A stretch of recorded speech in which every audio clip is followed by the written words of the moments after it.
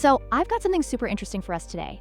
It's about this really mysterious hacking group called the Lazarus Group. Jake, you've been diving deep into this one, right? Yeah, absolutely. And let me tell you, this is one of the most fascinating cyber groups out there. They're this North Korean hacking organization that's been causing absolute chaos since around 2009. Wait, North Korea? That's not what I was expecting at all. I know, right?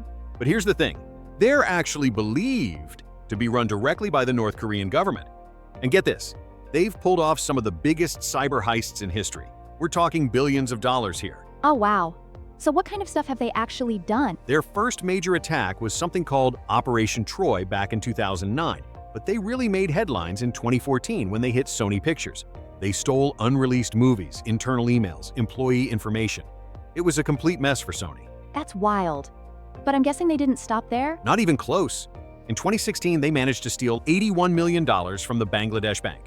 And then in 2017, they were behind that massive WannaCry ransomware attack that affected 200,000 computers across 150 countries. Hang on.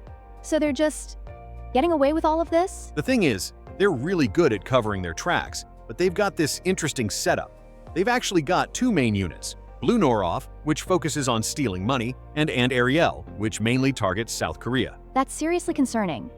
Are they still active? Oh yeah, they're still very much at it. Just last year, they were responsible for stealing over $300 million in cryptocurrency. And earlier this year, they hit an Indian crypto exchange for nearly $235 million. That's absolutely terrifying.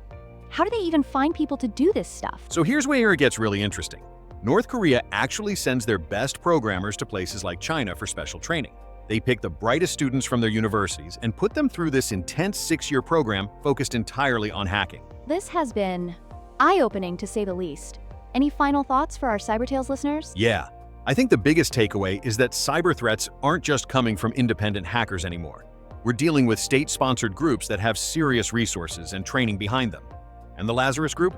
Well, they're probably just the tip of the iceberg.